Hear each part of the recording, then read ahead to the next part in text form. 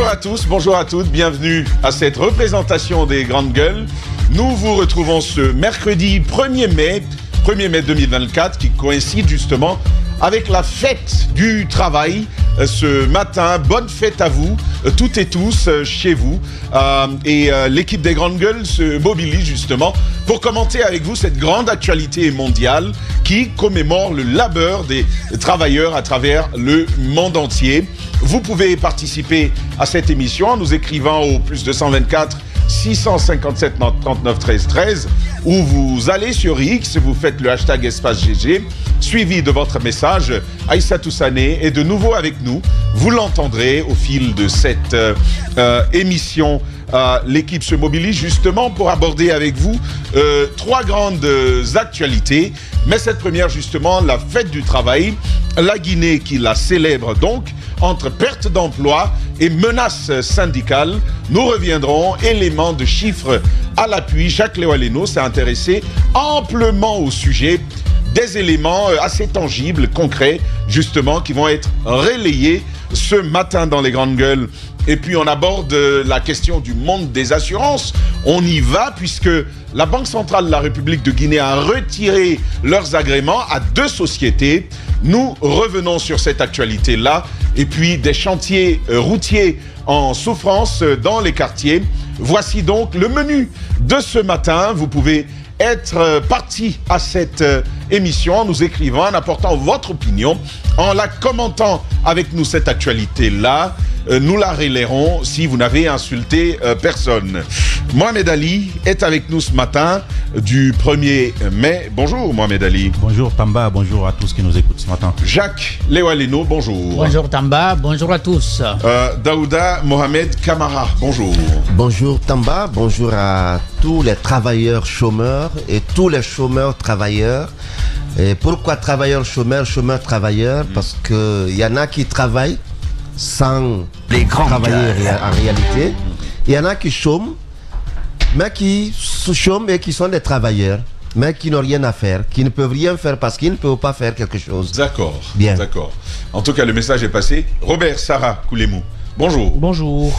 Bienvenue et très bonne fête du travail. Il faut d'abord rappeler... À vous et au passage, pardon, Lamine Guirassi, à qui nous souhaitons prompt rétablissement. Oui. Je veux juste rappeler que c'est en 1891, si je ne me trompe pas, à Fourny, dans le nord de la France, que lorsque l'armée a tiré sur les ouvriers qui manifestaient pour les meilleures conditions de travail. Finalement, cette journée, je crois que c'était le 1er mai 1891, et à la suite, plus tard, sous Vichy, je crois, si j'ai bien lu, en 1941, la fête du travail a été instituée en la mémoire de ceux qui avaient été tués. C'est plus en la mémoire de travailleurs américains à Chicago. C'était en 1886. Il y avait eu une première manifestation au cours de laquelle il y a eu un mort. Le lendemain, une manifestation a suivi. Et là, il y a eu des heurts avec des policiers. Certains représentants syndicaux ont été arrêtés. Et parmi eux, 5 ont été condamnés à mort et les 5 ont été tués. Tout simplement, ils ont été exécutés. Et donc, le souvenir, même lorsque les manifestations vont avoir lieu en France, la fête du 1er mai va être... donc le 1er mai va être retenu en la mémoire de cette levée. À l'époque, il y avait une manifestation pour les 8 heures de travail. Aux États-Unis en particulier. Merci Roby pour cette touche d'histoire. On y va justement à cette célébration, Jacques. En Guinée, un contexte particulier pour 2024, des pertes d'emplois réelles, mais aussi des menaces de grève un peu partout. Oui, c'est important qu'on s'y penche parce que généralement quand on parle des difficultés d'emploi en Guinée, lorsqu'on parle des difficultés rencontrées par les entreprises, on vous dira mais comment? En tout cas, ceux qui sont de l'autre côté vont peut-être vous dire qu'il y a quand même des efforts qui sont faits. Mais il y a une manière très simple d'analyser les situations et je crois que c'est la démarche journalistique, c'est de voir avec les chiffres ce qu'on a ce qu'on avait et peut-être ce qu'on a et puis c'est quoi les tendances pour la suite. Il faut déjà commencer par dire que en Afrique subsaharienne, c'est quand même les mêmes réalités, plus ou moins.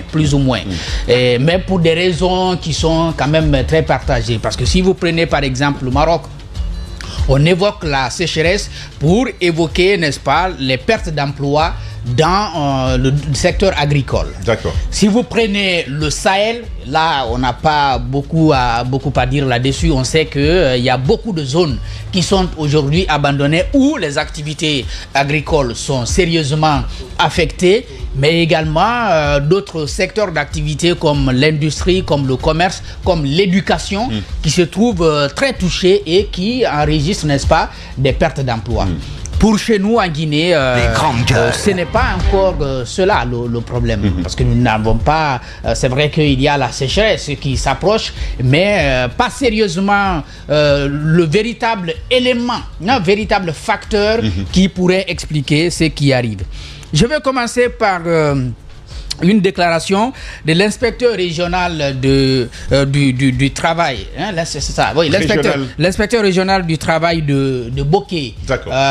Il a été interviewé par nos confrères de Guinée Matin au second trimestre de l'année 2023. Et il disait que pour Bokeh, il y a 800 travailleurs qui avaient été licenciés. Mais les 800 travailleurs, il y a 720 qui ont été vraiment licenciés pour motif économique. Notez ça très bien. Parce que, voilà. Sur les 800 Sur les 800... 720 pour motif économique. 720 ont été licenciés pour motif économique. Ça veut donc dire qu'effectivement, ce n'est pas la sécheresse. Ce n'est pas l'insécurité. Ça veut dire que les entreprises qui avaient, n'est-ce pas, ces travailleurs-là ne sont plus à même de continuer à les entretenir.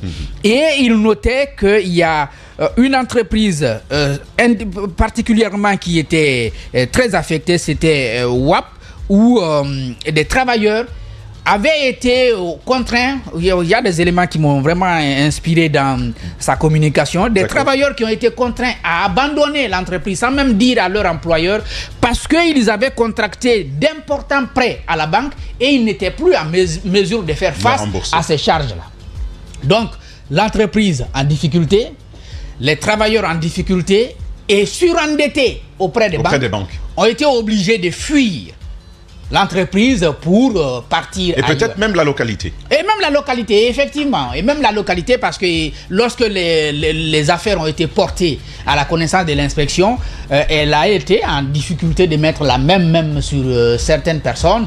Et puis d'autres ont effectivement perdu de l'emploi pour des raisons personnelles, soit ils ont été soupçonnés ou accusés de vol, ou bien pour bagarre, ou bien pour indiscipline. Ça, c'est pour parler de la région de Bokeh. Ça, c'est 80%, c'est moins de 10%. Oui, moins de 10%. Enfin, parce que si c'est même 10%, quoi. C'est même 10%. Des 800 qui ont... C'est même moins, hein, parce que... C'est 10%. Oui. Des 800 qui ont perdu ce travail pour motif économique. Majoritairement. Non, ceux qui ont perdu pour motif économique, c'est 720. C'est 720. Il n'y a que 80 qui ont perdu cet emploi pour d'autres raisons. Voilà. Donc c'est 10% des 800 qui ont perdu. Voilà. C'est ça. Donc en gros, voilà ce que l'inspecteur disait. Et l'Institut national de la statistique s'est penché sur un certain nombre d'éléments pour indiquer que nous sommes en train d'aller quand même vers la chute. Et c'est vraiment intéressant à mentionner. Il s'est penché sur la création d'entreprises. D'abord, les entreprises déclarées. Parce qu'il y en a qui créent et qui ne déclarent pas. Donc, les entreprises déclarées, on est parti de 2372 en 2022 pour se retrouver à 1588 au premier trimestre de 2023 et ce chiffre a baissé au second trimestre de 2023 à 1304 et sur les entreprises donc qui ont été créées. Maintenant celles qui ont été effectivement déclarées, on est parti donc de 886 au second trimestre donc dernier trimestre de 2022 à 401 au premier trimestre de 2023 et puis une petite embellie quand même au deuxième trimestre de 2023 492. Donc en gros, en d'autres termes, on a plus créé d'entreprises en 2022 qu'en 2023. Qu'en 2023. D'accord. Voilà. Et la création d'entreprises donc a enregistré une baisse de 27,6%. Wow. Ça, c'est à partir du premier trimestre 2023. On ne parle pas de ce qui s'est passé entre 2023 et maintenant. Et donc, les secteurs qui ont été directement touchés par cette baisse, il y a les industries. C'est au moins une baisse de 62,1%. L'éducation, 29,8%. Le tourisme, l'hôtellerie et l'art, 25,8%.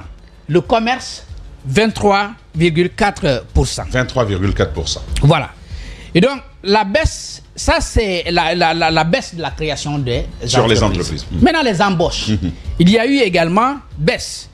Et là, on est parti de 2023, donc le premier trimestre toujours, c'était une baisse de 57,1%.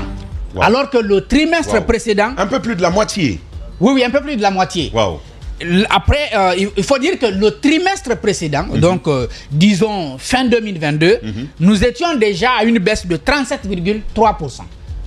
Donc il y avait déjà une baisse d'embauche de 37,3%. Et puis au premier trimestre 2023, c'est le pic. On dépasse la moitié, c'est 57,1%. Wow. Alors, pour ceux qui nous écoutent, les embauches renvoient aux créations d'emplois. Aux créations d'emplois. Aux emplois créés par l'activité des entreprises. Donc sur ces embauches-là qui ont existé, vous avez 144 postes pourvus par les agences privées de placement. Donc ce sont des intermédiaires qui offrent aux entreprises qui se créent, et même parfois à l'État, parce qu'il y a des sociétés de gardiennage, des sociétés de nettoyage qui donnent, n'est-ce pas, des agents à certains départements ministériels, à certaines institutions. C'est seulement 144 postes qui ont été pourvus. 367 dans l'administration centrale, 33 contractuels d'État et 326 recrutements dans les EPA, sociétés publiques et mixtes, et 885 dans l'administration locale.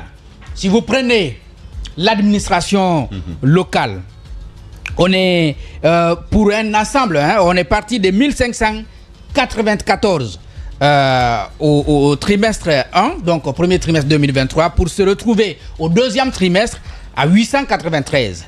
Vous voyez maintenant en gros dans les détails.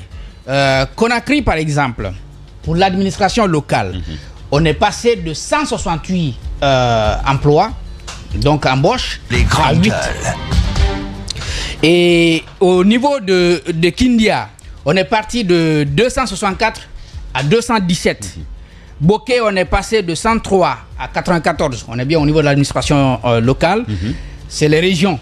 Mamou, on est parti de 16 à 4. Labé, on est parti de 285 à 240. Farana, on est parti de 1 à 0.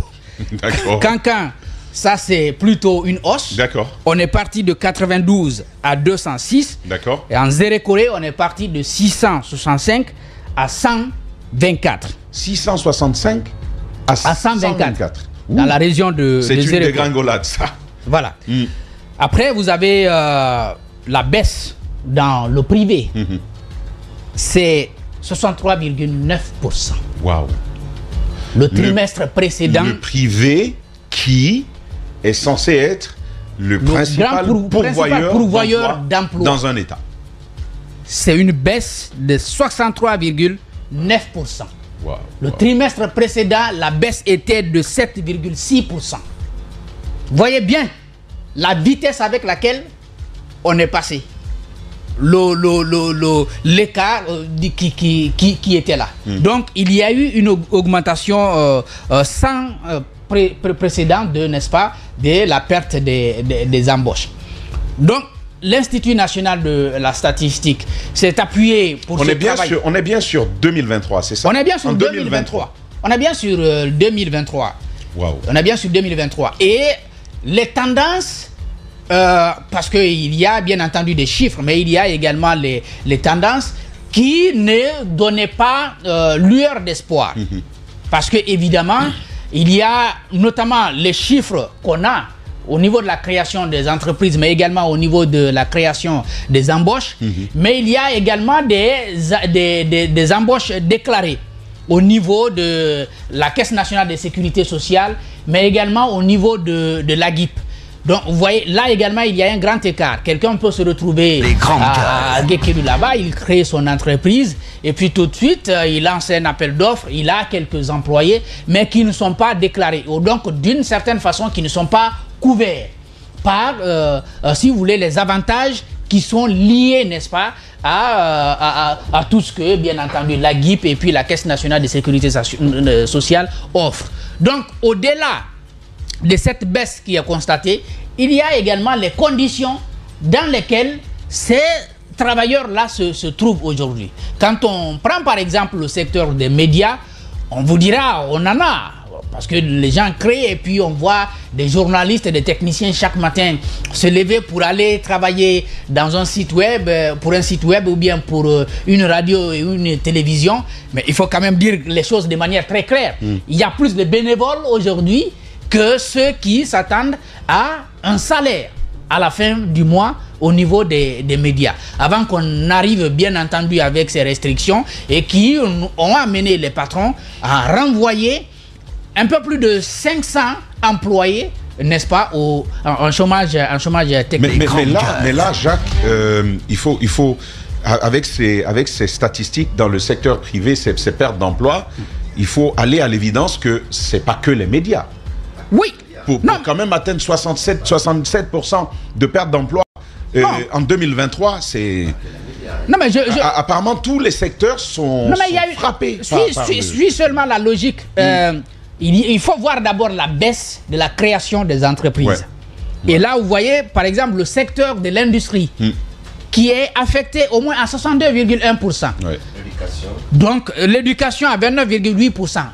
Conséquemment, il va y avoir de l'incidence sur, n'est-ce pas, la création d'embauches dans ces secteurs précis.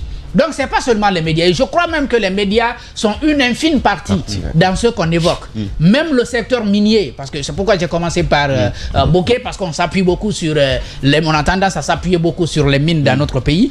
Mais c'est vraiment un facteur, disons, un secteur aujourd'hui qui reste aujourd'hui touché. Je crois qu'il y a même des spécialistes qui nous disaient, vous accordez beaucoup d'importance aux mines, mais les mines ne créent pas beaucoup d'emplois. Alors que l'agriculture aurait pu créer plus d'emplois. Et effectivement, dans l'enquête de l'INS, on mentionne clairement, les enquêteurs semblent avoir trouvé, en tout cas ils l'ont dit, que le secteur agricole n'a pas été sérieusement affecté par la baisse de la création d'entreprises. Au contraire, il y a quelques entreprises qui ont été créées et puis quelques embauches qui ont été pourvues. Ce n'est pas encore quelque chose de significatif, mais de ce côté, que ce soit dans le secteur de l'agriculture ou le secteur de la pêche, il y a quelques améliorations. Mais les autres secteurs ont été sérieusement touchés. Voilà les conditions dans lesquelles on fête aujourd'hui la fête du travail, puisque nous ne sommes que le 1er mai, on ne peut pas parler de ce qui se passe en 2024, mais 2023, voici la situation. Une situation bien morose pour le travail en Guinée, Roby. Oui, très rapidement, avant de donner la parole à mes collègues, il faut rappeler que la situation des baisses d'emploi est une situation qui s'est aggravée, je crois, après le passage du Covid-19. Parce que beaucoup d'entreprises se sont retrouvées à faire du télétravail, et donc il y a eu une réflexion qui a porté les patrons.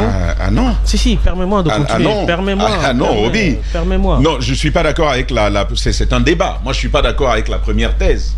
La thèse qui consiste à dire qu'on perd du travail à cause du Covid. En 2022, il y a eu des créations d'entreprises et d'emplois. Beaucoup plus que maintenant. Je peux continuer. 2022. C'est après Covid, ça. Je peux continuer. Je suis en train de parler d'une période qui a aggravé la situation. Je veux dire, j'ai pas dit que ça a commencé là, j'ai dit que ça a aggravé la situation des pertes d'emploi parce que beaucoup d'entreprises se sont rendues compte que certains fonctions pouvaient être élaguées parce que le télétravail avait démontré l'inutilité, bon, le terme est un peu trop dur, mais l'inutilité de certaines fonctions. Et donc, il y a eu une conjonction et il y a eu, si tu veux, comment je vais dire ça, une contraction au niveau de certains emplois. Ça, c'est la première des choses. La deuxième des choses, c'est que l'économie du marché aujourd'hui est faite de telle sorte que les entreprises ne peuvent pas tenir parce que l'offre n'est pas là. Quand on prend le cas particulier dans notre pays, le climat politique fait que les entreprises ne peuvent pas prospérer parce que l'offre de l'État sur le marché n'est pas intéressant pour la création des entreprises. Déjà, les entreprises qui sont là ont... Qu'est-ce qu'on aurait dû faire de ce point de vue, Roby? Parce qu'on a un code des investissements qui est attractif, un code minier attractif. Nous avons une société, une entreprise, une organisation, si vous voulez, une agence de création des emplois. Non seulement la PIP crée, la PIP accompagne, la PIP conseille et aide même à mobiliser des fonds. Mais quand on vous dit... je ne saisis pas le sens. Quand on vous dit que l'économie essentielle de notre pays est adossée au secteur minier, et vous-même vous dites que le secteur minier n'est pas créateur d'emplois, ça explique tout. Ça veut tout simplement dire que la direction dans laquelle les investissements devaient être faits pour que l'emploi puisse être créé, c'est pas la direction que prend l'État. L'agriculture, le secteur de la pêche et bien d'autres secteurs qui sont pourvoyeurs d'emplois auraient pu mobiliser des fonds, auraient pu mobiliser des stratégies pour faire en sorte que les emplois puissent être créés et pérennisés. La question n'est pas seulement la création de l'emploi, mais la question est la pérennité de ces emplois-là. Vous avez des entreprises qui sont créées ou qui se créent, qui ont raflé quelques marchés, mais qui se sont retrouvés en déficit parce que tout simplement, ils ont fait des prêts auprès des banques. L'État étant un mauvais payeur, leur a octroyé des marchés qui n'ont pas été jusqu'à présent honorés. Ces entreprises se sont retrouvées avec des adios à la fin énormes, ont mis la clé sur le paillasson et les patrons ont pris la poudre d'escampette. Quand on prend par exemple le cas de la fête plaque tournante, je crois, c'est comme ça on a appelé la fête de l'indépendance là. Les célébrations tournantes de la fête nationale ont été une catastrophe plus que une période de gain pour certaines entreprises. Ça, c'est un premier aspect. Le deuxième aspect sur lequel je voudrais aussi insister, c'est le côté d'efficience des salaires. Vous avez vu, les emplois ont été créés avant 2023. Les entreprises ont contracté des marchés. Beaucoup de personnes ont été recrutées. Mais après, se sont retrouvés à ne pas pouvoir honorer les salaires qui ont été fixés dès le début. Et donc, ça créait quoi? Ça créait une certaine migration des travailleurs vers d'autres secteurs. Moi, je connais beaucoup de jeunes qui, à un moment donné, s'étaient lancés dans l'entrepreneuriat, ils ont créé des entreprises dans l'espoir de décrocher. En fait, ici, on crée les entreprises en Guinée dans l'espoir de décrocher des marchés au niveau que de l'État. Le secteur économique privé n'offre pas beaucoup de possibilités. Parce que tout simplement... En même temps, aujourd'hui, ça va être le procès de l'État. Parce qu'un environnement qui favorise le sort des entreprises, ça, c'est la responsabilité de l'État. Et... Roby, on n'est pas à 2%, on n'est pas à 20%, on est à 67% de perte d'emploi dans le secteur privé. Vous êtes dans une période où... il faut questionner l'État. Oui, mais vous êtes dans une période où l'investissement étranger s'en met si. À cause du climat politique, bien évidemment, à cause des conditions dans lesquelles nous sommes. Et quand c'est comme ça, et que le PIB intérieur ne vient pas substituer à cela, vous avez les pertes d'emploi et les pertes d'entreprises. Ça, c'est évident. Le troisième aspect, pour terminer, c'est un peu, si vous voulez, l'appariement entre l'offre et la demande. Ce que je veux appeler par l'appariement, c'est l'accouplage, ou si vous voulez, trouvez-moi le terme, l'équilibre entre l'offre et la demande sur le marché aujourd'hui. Ça n'a jamais existé, ça n'existe pas. Le problème, c'est ça. Le problème, c'est que le marché de l'emploi aujourd'hui n'est pas adéquat, soit aux formations données au niveau de l'enseignement, soit aux entreprises créées et l'offre d'emploi qui est proposée. Non, mais cette réflexion, c'est pour qui vient chercher du travail. Ben oui. Ça, c'est ça. Mais là, le débat, c'est des emplois perdus. C'est-à-dire qu'il y avait des emplois et soit les entreprises ont fermé ou on a perdu l'emploi tout simplement. Donc, il ne s'agit pas de celui qui recherche du... Qu'est-ce qui se passe, Mohamed Ali? ça c'est grave, ces chiffres sont graves. Et si on veut pousser plus loin la réflexion, en observant le contexte actuel, est-ce qu'il n'est pas à craindre que 2024 soit une année qui sera encore pire par rapport à 2023, avec tout ce que nous vivons? On parle de fête de travail, Tamba, mais moi je parlerais d'une commémoration au lieu d'une fête de travail. Je crois que le terme, le qualificatif est mal placé. C'est une commémoration. Fête, c'est plutôt festif, non? Festivité, fête, en tout cas, il doit joie, y avoir des ça va avec joie. Justement, je veux dire. Mais malheureusement. Non, mais chez nous, on fait des. On fait des. Comment on appelle des sorbis? Oui, mais c'est uniforme. Voilà. Chez nous, on fait de la musique. Hein. C'est ce qu'on annonce. On dit c'est la. Et ça coûte très cher. Hein. C'est la fête du travail. Même si le concept consacré, c'est la journée internationale des travailleurs. Normalement. Ça, c'est pour ceux qui connaissent la signification. 1er mai, chez nous, c'est la fête du travail. Et les travailleurs vous le disent. Et la preuve, c'est qu'ils se mettent en section.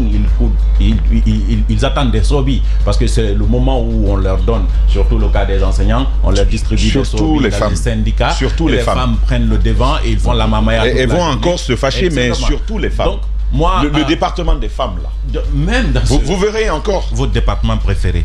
Donc, je suis en train de dire que même dans le cadre guinéen, on devrait commémorer, en fait, comme on le ferait avec des gens qu'on a perdus. Parce qu'en réalité, les chiffres que Jacques a annoncés, Tamba, pour moi, ne sont qu'à titre indicatif. La réalité est plus grave que tout ça. En effet, c'est toujours ça. Voilà. La réalité est plus grave que tout ça. Thomas Sankara disait que l'impérialisme ne cherchait pas ailleurs. Ça se trouve dans vos assiettes. Le chômage, chez nous, ne cherchez pas ailleurs. Ça se trouve à côté de nous, en fait. Imaginez depuis une année, vous connaissez combien de personnes ayant trouvé un nouvel emploi? Et combien de personnes vous connaissez ayant perdu leur emploi? Faites le parallèle et puis vous verrez si on a créé des emplois nouveaux ou si on en a perdu. Moi, j'ai remarqué que les seuls qui ont un emploi permanent, amélioré à chaque moment et parfois cumulable à tout le temps avec ses privilèges, c'est les membres du CNRD. Et c'est ça. Ben voilà, c'est les membres du CNRD. C'est les membres du CNRD, le gouvernement, les directeurs. Les membres du CNRD et ceux qui sont leurs privilégiés. C'est eux qui ont un emploi depuis le 5 septembre 2021. C'est eux qui cumulent des fonctions. Ils sont directeurs de ceci, ensuite PCA de cela. C'est eux qui donnent les privilèges à certains d'être ministres, d'être directeurs, d'être des responsables. Donc de décrocher un job, ou plutôt le job de leur vie, qu'ils ont attendu tous les cas, etc. Mais ça ne suffit pas, en fait. Parce que les Guinéens ne se résument pas qu'aux membres du CNRD et leurs alliés et leurs amis. Le peuple de Guinée, ou plutôt les jeunes, la partie de la population active a besoin d'emploi, et ça, on n'en trouve pas aujourd'hui. Tout le monde sait que puisque nous ne sommes pas dans le système politique du premier régime, on ne sort pas de l'université pour trouver un job directement. Ici, l'État ne peut pas employer. La preuve, c'est que depuis 2021, l'État tente de réformer la fonction publique, ça ne fonctionne pas. On était à plus de 100 000 fonctionnaires. Maintenant, on parle de 81 000 fonctionnaires. Jusqu'à présent, ça ne finit pas. L'État, depuis 5 ans, n'arrive pas à embaucher 14 000 enseignants, tout simplement. Hein? Alors que nous sommes des millions à chercher de l'emploi. C'est la preuve que notre État, et même l'État, lui, ne peut pas employer, ne peut pas arriver au bout du chômage en employant les nécessiteux. Alors, le plus grave, mais ça, c'est une réalité connue. Bien sûr. Le souci, c'est le secteur privé. Exactement, j'en viens. Ok. Comme il est connu que l'État ne peut pas employer. Mais malheureusement, Tamba, avant même de passer, il faut faire remarquer que ça, c'est pour nous. Les grandes gueules. Ou qui disons, nous n'avons pas besoin de l'emploi de l'État. Nous n'avons pas besoin d'aller dans l'administration. Moi, je connais des parents, tant que vous n'êtes pas dans l'administration publique, ils pensent que vous n'avez pas réussi. Ma propre mère en est une illustration. Jusqu'à récemment, tu demandes à ma maman, qu'est-ce que ton fils fait? Elle dit non, il se débrouille en attendant d'aller à la fonction publique, en fait. Ma petite soeur qui est à la fonction publique a plus de garantie chez ma maman dans ma famille que moi, en réalité. Parce que moi, je n'ai pas de garantie. En fait, elle me dit que si j'arrivais à disparaître tout de suite, je n'ai pas de pension. En fait, vous voyez. Donc, c'est dans la subconscience des uns et des autres que c'est l'État qui offre l'emploi, en réalité. Ce qui n'est pas vrai. Mais le plus grave, étais-je en train de dire, c'est que l'État ne permet même plus au privé d'employer. d'abord, on ne crée pas, je ne crois pas qu'il y ait enfin, je ne crois pas que les entreprises qui se sont créées nouvellement puissent employer plus de personnes. Et ceux qui employaient, je trouve que ces entreprises-là ont disparu au fur et à mesure, surtout par le fait qu'aujourd'hui, la situation économique du pays se dégrade. On n'a pas d'électricité, on sait qu'il y a des entreprises qui ferment pour ça. Je regardais un compatriote la dernière fois dans une vidéo qui expliquait comment il avait perdu... Attention, ça, c'est un rapport sur 2023. C'est pourquoi je dis que vous verrez le rapport de 2024 s'il est sincère, la situation va être catastrophique. Oui, mais le rapport de 2023 part de quel mois à quel mois? Est-ce que c'est une année complète ou c'est une année de travail? J'ai vu plusieurs semestres, sur l'ensemble des trimestres. Je crois que c'est l'année. D'accord. De toutes les façons, ce sont des paramètres à prendre en compte parce que ça n'a pas commencé maintenant. Je suis en train de dire, je rapportais le témoignage d'un compatriote qui expliquait comment il a perdu son investissement de plus d'1 milliard de francs guinéens parce qu'il cherchait des marchandises à l'extérieur pour venir les stocker ici. Et il s'est trouvé qu'il avait besoin de froid. Il n'y avait plus d'électricité la journée. Et donc, au fur et à mesure, il a perdu ses marchandises. C'était pas croyable parce qu'autour de lui, il a des emplois, ne serait-ce que ses frères et sœurs qui sont là, qui quand même ont un emploi et qui peuvent vivre de ce salaire-là. Tamba, combien de jeunes ont quitté cette année, depuis l'année dernière, mais surtout cette année, ont quitté la Guinée pour aller. Même ceux qui sont employés ont préféré abandonner leur emploi parce qu'ils n'étaient plus satisfaits, parce que ce n'était plus attractif. Ils ont quitté et puis ils sont partis, tout simplement. C'est-à-dire qu'au-delà des pertes d'emploi que nous avons, nous sommes en train de perdre nos ressources humaines en réalité. Parce qu'ils sont tous sortis et ils partent. Et ce qui est dommage, c'est que notre gouvernement ne s'en rend même pas compte. Parce que vous allez entendre dans les discours d'hommes. Il s'en fout plutôt. Fou, mais il se rend compte. Je vous assure qu'il ne s'en rend pas compte, Tamba. En fait, ils s'en foutent, c'est vrai, mais ils ne s'en rendent pas compte. Parce que tu sais, puisque tu es chrétien, tu sais, on a tous eu un ami qui dit à un moment donné qu'il ne fallait pas l'informer de ce principe de religion parce que lui, maintenant qu'il est au courant, il est obligé de réfléchir pour ne plus le faire. Tu vois, il te dit, si tu me laissais, puisque j'ignorais, Dieu n'allait pas me punir à cause de ça.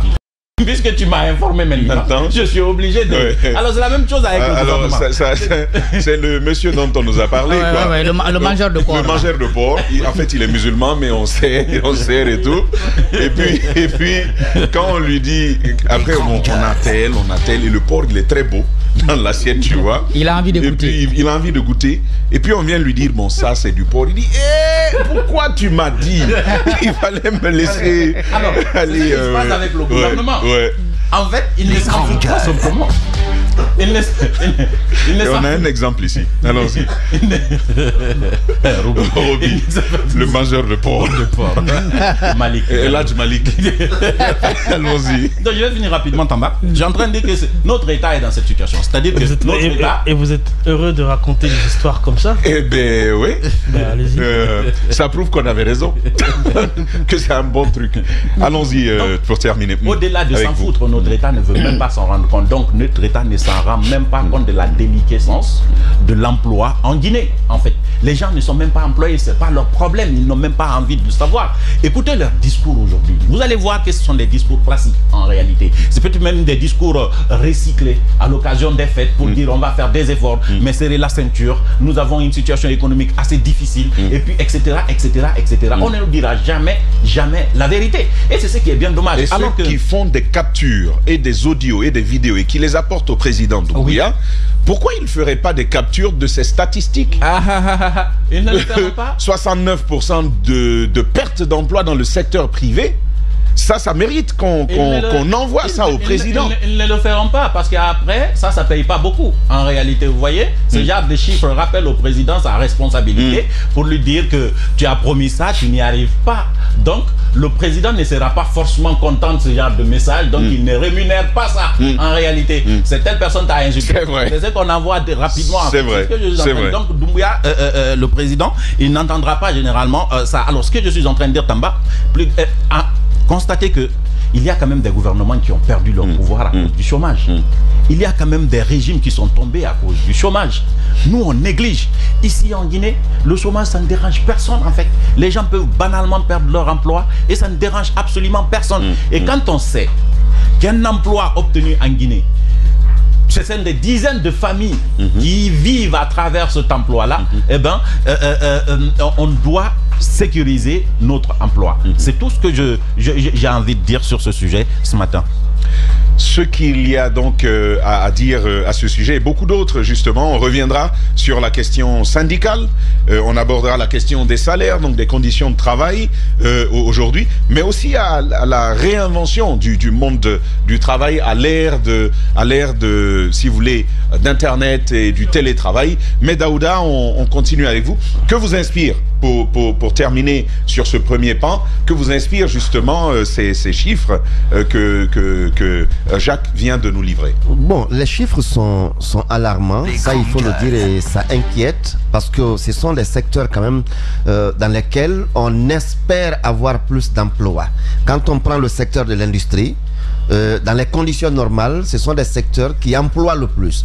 Mais lorsqu'on relève une baisse d'emploi à ces niveaux, avec les problèmes qui sont liés à cela, ça amène à se questionner. Le secteur de l'éducation, il le disait tout à l'heure, Mohamed Ali, et on peine à employer 14 000 enseignants. Et c'est de dialogue au dialogue et de promesse en promesse, on n'arrive toujours pas. Le secteur du tourisme, les potentialités, on en a.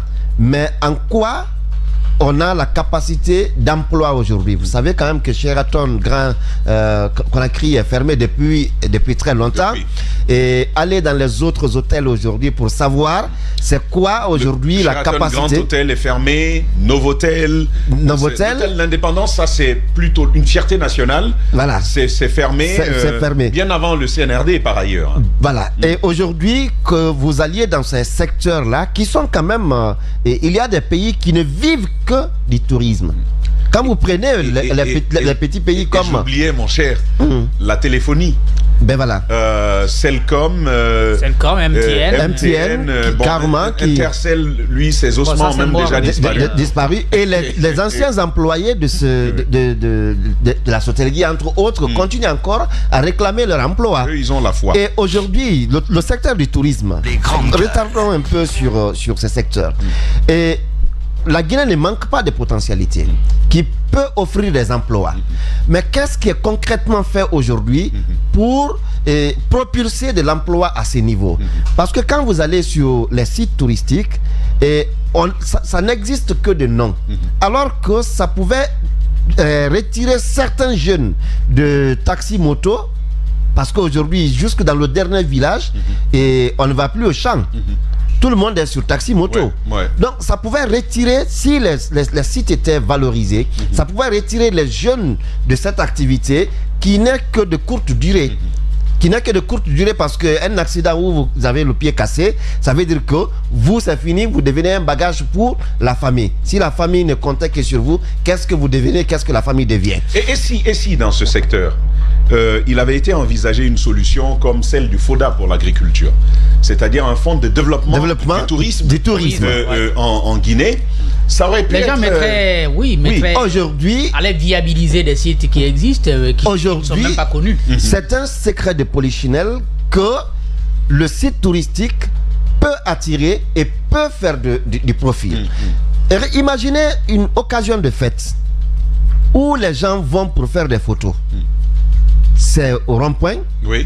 Là où Foromo est de l'autre côté. Là-bas, c'est même beau. C'est pour eux là-bas. Là où Foromo est, c'est là-bas les gens vont pour faire les photos. Prima Center. Autour jumelles désormais aussi. Au pire des cas, des pâtisseries. Vous avez vu des pâtisseries sur la route Le Prince, par exemple, à Sonfonia, à Kagbila, entre autres. Ce sont des endroits où les gens vont pour des visites touristiques. Qui vont pour acheter une glace. Suleiman m'écoute certainement. lui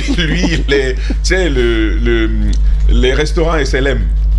C'est justement là-bas, vous y arrivez, de photo, quoi. Vous y arrivez les jours de fête, vous avez l'impression que c'est un concert qui est là. Comme pour dire que les gens ont envie d'aller sur des sites touristiques pour se récréer et ça fait du profit. Mais imaginez-vous, le nouveau ministre de la Culture était récemment du côté de Kindia. Oui, ils ont tapé du poing sur la table contre le retard dans l'exécution des travaux. Parce que quelque part, on s'est dit que ce n'est pas une priorité, alors que ça pouvait offrir des emplois. Mais on s'attarde sur quoi aujourd'hui en réalité? Ce sont parce qu'on ne fait pas de différence, à mon avis, entre des travaux, des emplois structurés et des emplois conjoncturels. Quand on ouvre un chantier, une route, la construction d'une route par exemple, tout de suite on a de l'emploi. En effet. On offre de l'emploi, mais c'est pour combien de temps? Le temps du chantier. Le temps du chantier. Le chantier est fini, le travail est fini. Quelqu'un est venu avec le CNRD rapidement, il a eu un peu d'argent, il ouvre la construction de sa maison quelque part. Les jeunes du secteur, et tout de suite vous transportez les briques entre autres. Vous dites que le matin vous dites bon, je vais au travail. Mais ce travail dure combien de temps? Surtout avec, quand on sait un peu la vitesse avec laquelle aujourd'hui on réalise des immeubles qu'on a créés en Guinée, c'est juste 1 mois, 2 mois, 6 mois, votre emploi est fini. Donc on ne fait pas de différence. Quand on voit les jeunes sortir pour aller, on dit que ça travaille. Alors que ça ne travaille pas parce que ce n'est que conjoncturel et ça finit là. Vous avez combien de temps encore à trouver un autre chantier de construction des routes ou de construction des maisons dans votre secteur? Et là également, lorsque vous n'avez pas de relation, dites-vous bien, c'est un travail de main pour transporter les briques, mais si vous n'avez pas de relation, vous ne pouvez pas être branché là. Donc on ne peut pas dire aujourd'hui que sur des chantiers de routes et de maisons, on crée de l'emploi parce que ce sont des emplois de courte durée. Mais l'autre aspect, les Tamba, c'est vrai qu'on peut se questionner. Mais je ne crois pas que la création d'emplois, parce que j'ai écouté par exemple le ministre du Travail hier avec tout le débat qui va suivre à cette occasion, il a ressorti par exemple les piliers de cette journée, notamment la création d'emplois, la problématique, qu'en est-il aujourd'hui avec le contenu local, le transfert de compétences, qu'en est-il aujourd'hui, la technologie, qu'en est-il aujourd'hui? Mais en réalité, quand vous prenez le tableau, vous pensez que ça c'est une réalité aujourd'hui en Guinée? Non, ce n'est pas une réalité aujourd'hui. Parce que le contexte... Lui n'est même pas le ministre de l'Emploi. Hein. Non, le ministre du Travail. C'est Aminata qui est le ministre de l'Emploi. Ben voilà. Ministre de l'enseignement pré-universitaire et de l'emploi. La formation professionnelle et de l'emploi. Et de l'emploi. Je n'ai rien entendu à ce niveau. Et on a vu. Mais c'est ça le souci on a vu, par exemple. Je te laisse continuer. Oui. La préoccupation sur ce que tu es en train de dire, Mohamed Ali, c'est la question du mépris, la question de la redevabilité. Mais celui qui est préposé à une tâche doit constamment se dire je dois des comptes au peuple. Avec ce type de statistiques, j'aurais aimé entendre l'AGIP, l'Agence guinéenne de la promotion de l'emploi. Justement. J'aurais aimé entendre l'APIP. Dans le cas d'un point de presse conjoint, d'une conférence de presse conjointe, j'aurais aimé entendre cette dame. Justement. Mais on veut les entendre sur les raisons. Vous avez raison de cette situation et sur les solutions. Vous avez suivi quand même. L'APIP prend l'AGIP ou l'APIP et toutes les institutions qui sont autour osent prendre la parole pour décrire la situation catastrophique dans laquelle nous nous trouvons sans qu'il n'ait l'autorisation et surtout les éléments de langage pour le faire, il va perdre son poste. Mais l'INS, ce qui reste clair, l'INS a fait le travail. Ce qui reste clair, ce qui reste clair, Tamba, ce qui reste clair, Tamba. En fait, vous savez pourquoi vous parlez de la GIP. Vous savez pourquoi cette institution fait ce travail-là? C'est pas pour vous, hein. C'est pour la Banque mondiale. C'est pour les bailleurs qui arrivent. Au moins c'est fait. Au moins c'est fait. C'est fait parce qu'ils ont besoin d'argent. Oui, mais c'est pas fait pour nous. S'ils ne le font pas, même le peu de financement. Oui, mais la GIP également. Que vous entendez, on nous a accordé. Eh ben, on ne trouve pas. Alors, je reviens. La GIP aussi fait son travail. Attendez, mais la GIP peut pas communiquer là-dessus. Ils ont besoin de chiffres parce qu'on ne vit que de la solidarité des autres pays. Les autres pays, quand ils n'en ont plus, ou quand ils nous prennent suffisamment, et puis ils nous retournent un peu, ils nous disent. Il ne s'agit pas de promouvoir ce massacre. Il s'agit de communiquer pour nous apporter leur solution à la situation. Parce que le travail de la statistique, c'est ça. Oui. C'est aider à orienter les actions. C'est ce que je vous explique en fait. Ça, c'est votre perception des faits. C'est ce que nous souhaitons que cela soit fait. Mais ce n'est pas ce que les gouvernants, eux, ils veulent. Eux, ils ont besoin juste des chiffres indicatifs pour que les financements puissent être octroyés sur la base des chiffres qui ont été donnés. C'est ce que je suis en train de dire. Le ministre du Travail, laissez-moi juste placer cette phrase. Si tu te permets. On va y revenir. Mettez tout ça au frais. On va marquer cette première pause. On se retrouve dans 10 minutes pour aborder d'autres aspects, d'autres pans justement liés à cette problématique du travail et de l'emploi en Guinée. Et je vous le redis, bonne fête du travail chez vous, si vous en avez encore. On n'est pas en fait. Et voilà, nous revenons justement sur ce débat que nous avons ouvert ce matin avec plusieurs intervenants. Aboubacar Souma, jusque-là patron du SLEG, nous l'aurons au bout du fil. Sekou Jamal Pandessa, secrétaire général du syndicat des professionnels de la presse guinéenne. Il sera au bout du fil également avec nous. Mais d'ici là, on poursuit ces réflexions avec vous. Daouda, vous aviez la parole avant la pause. Justement, je revenais un peu sur les principes ou les piliers de la célébration de cette journée du travailleur, la création d'emplois et ainsi a surgi le nom de l'AGIP, l'Agence guinéenne de promotion de l'emploi. Les grandes gueules. Je me souviens bien avec Sekouba Mara par exemple, vous aviez à l'époque toute la possibilité, toute la facilité d'accéder aux créations d'emplois, d'entreprises et d'emplois, parce que la PIP qui avait cette cartographie, mais la GIP également, et avec toutes les communications qui se faisaient entre-temps. Et aujourd'hui, je sais qu'avec l'actuel directeur général de la GIP, son DGA, mon ami Asmiou Soiré, le travail se fait certes bien, mais on a encore envie de savoir c'est quoi aujourd'hui le tableau des emplois. Et vous avez parlé de création d'emplois, d'entreprises. Vous savez, il faut lever la nuance entre la création d'entreprise et la création d'emplois. On peut créer une entreprise, comme on sait, il y a des entreprises aujourd'hui dans les classeurs qui montent et qui descendent avec, comme les comptes en bourse, qui montent et qui descendent avec, mais qui n'ont aucun employé. Donc la création d'entreprise n'est pas, n'est pas la traduction de la création d'emplois. Si vous avez par exemple une entreprise, c'est la fermeture d'une entreprise, qui peut avoir une conséquence. Mais pas forcément la création d'une entreprise. Parce qu'une entreprise qu'on ferme, par exemple, c'est qu'elle était en activité, on avait toute la visibilité sur le nombre d'emplois, entre autres, et leur domiciliation à la Caisse nationale de sécurité sociale, entre autres. Mais il y a beaucoup qui créent aujourd'hui ou qui se disent chefs d'entreprise. Vous en parliez. On est bien d'accord. On est bien d'accord que créer une entreprise ne veut pas dire que ça crée directement des emplois. Mais la création d'entreprise est quand même un indice de vitalité. Oui, un indice de vitalité de l'économie, Tamba. Mais il faut bien savoir de quelle entreprise s'agit-il.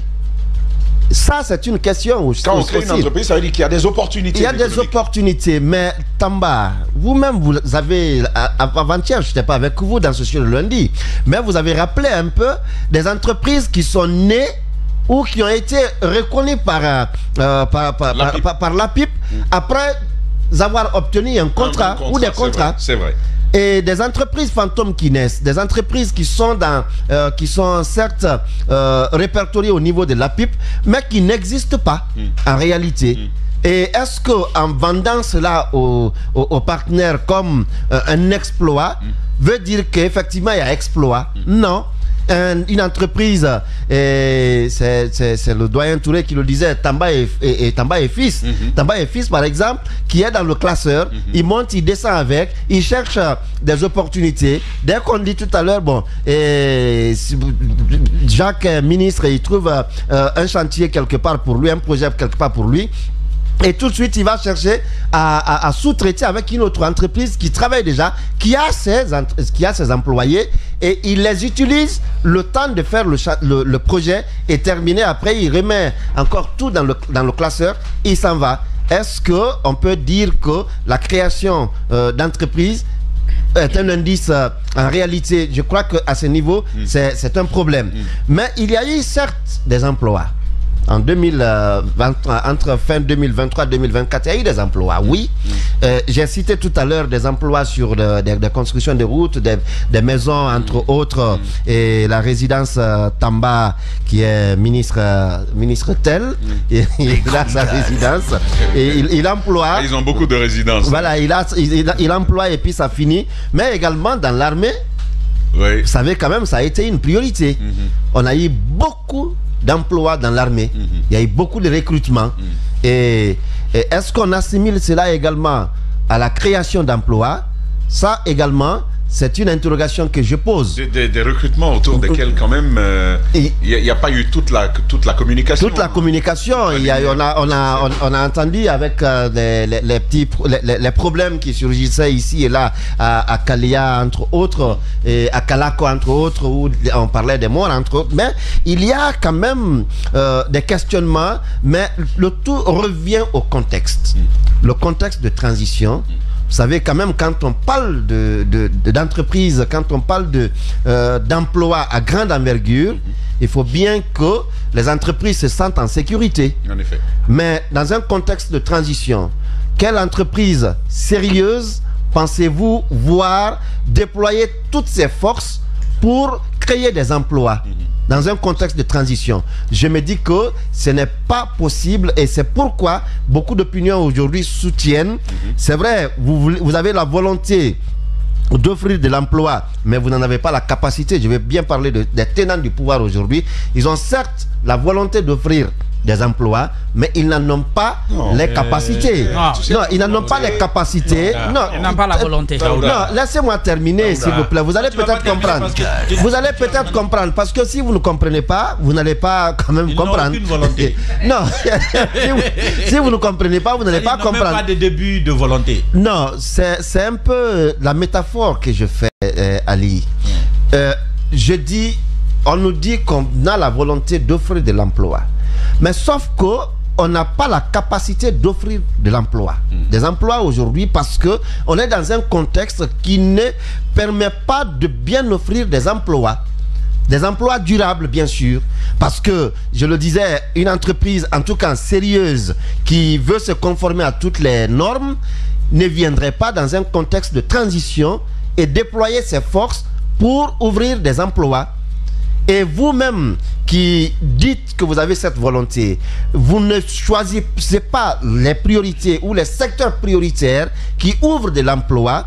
Vous consacrez vos efforts sur la préservation du pouvoir, sur sur des manœuvres de prolongation de la transition, sur des manœuvres d'anéantissement des voix dissonantes, sur des manœuvres de faire taire à jamais des médias ou des acteurs politiques. Vous voulez être les seuls maîtres à bord. Je me dis que ce ne sont pas des actions qui vous permettent d'ouvrir des emplois. Merci Daouda. Roby. Alors ce que je voudrais un peu élargir, si vous me permettez, le champ de réflexion sur la perte et la création de l'emploi, pour dire qu'aujourd'hui, c'est vrai que c'est une réalité qu'il ne faut pas occulter. La vitesse à laquelle les nouvelles technologies nous amènent fait en sorte que l'emploi baisse, la création de l'emploi humain, ce que je veux dire. Parce que la machinisation à outrance... Mais non, il n'y a pas de machinisation à outrance en Guinée. Je ne parle pas de la Guinée. Non, mais on est dans le contexte guinéen, Roby. Je pense qu'il faut le préciser. Vous comprenez, je pense qu'il faut le préciser. Je veux élargir mon champ de réflexion.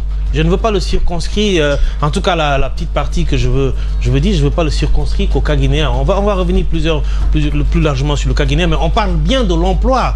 Là, et donc, à un moment donné, il faut qu'on soit un peu large sur la réflexion. Même en Guinée, ça touche. Vous avez vu, moi, ma mère, par exemple, pour vous donner un exemple plus simple, ma mère, par exemple, elle était secrétaire dactylographe. Secrétaire dactylographe, lorsque vous réfléchissez, vous n'en trouvez plus. Non. Vous n'en trouvez plus, n'est-ce pas? Non. Ça a disparu. C'est dépassé. Non, ce n'est pas que c'est... Oui, c'est dépassé par quoi? Mais il y a les La secrétaires. dactylographie, mais il y a les secrétaires. Mais il y a les secrétaires. On a toujours besoin de secrétaires. Quel type de secrétaire? Des Les secrétaires. secrétaires d'administration. Oui, mais non, on les pas- appelle des pas assistants plus. de direction. On n'a Les plus de assistants dactylographie, mais on a l'informatique.